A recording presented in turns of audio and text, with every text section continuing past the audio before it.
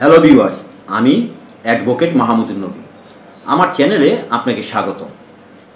বিভিন্ন আইন সম্পর্কে জানার ইচ্ছে থাকলে চ্যানেলটি সাবস্ক্রাইব করবেন এবং পরবর্তী ভিডিও সবার আগে পাওয়ার জন্য বেল বাটনটি অন করে দিবেন।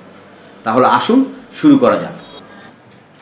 আজ আপনাদের সামনে যে প্রশ্নটা নিয়ে হাজির হয়েছি সেই প্রশ্নটা হলো, একজন স্বামী তার স্ত্রীকে তালাক দিলে সেই স্বামীর বিরুদ্ধে স্ত্রী কি কি মামলা করতে পারেন।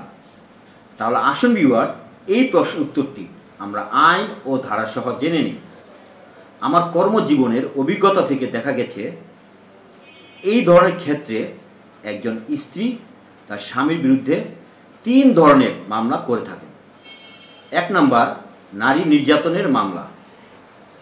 এই সম্পর্কে বলা হয়েছে নারী ও শিশু নির্যাতন দমন আইনের 11 ধারাতে। 11 ক ধারার মূল বক্তব্য হলো, যৌতুকের জন্য স্ত্রীকে হত্যার চেষ্টা করলে মামলা করা যাবে এবং এই ক্ষেত্রে আসামির সর্বোচ্চ সাজা হবে যাবজ্জীবন কারাদণ্ড। তারপর 11 খ ধারাতে বলা হয়েছে যৌতুকের জন্য গুরুতর আঘাত করলে মামলা করা যাবে।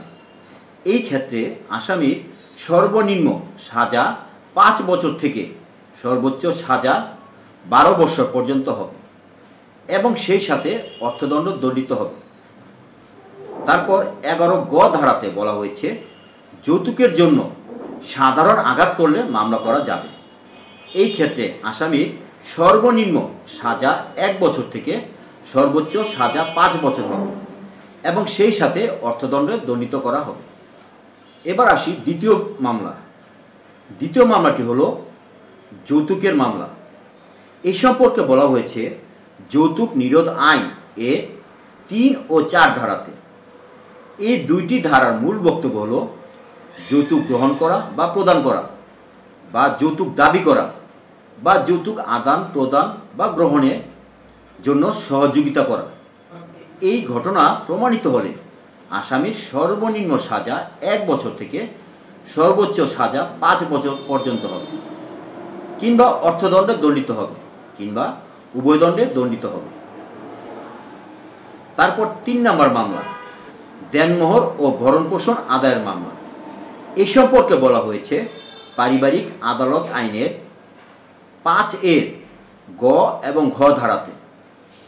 এই 2টি ধারার মূল বক্তব্য হলো স্ত্রী তার দেনমোহরের টাকা আদায়ের জন্য মামলা করতে পারবে এবং তার ভরণপোষণ আদায়ের জন্য মামলা করতে পারবে। এই ছিল আজকে প্রশ্ন উত্তর পর্ব। এ বিষয়ে কোনো প্রশ্ন থাকলে আমার কমেন্ট বক্সে প্রশ্ন করবেন, আমি তার উত্তর দিতে চেষ্টা করব। আজ এই পর্যন্তই। পরবর্তীতে আবার অন্য কোনো ভিডিও নিয়ে আপনাদের সামনে হাজির হব।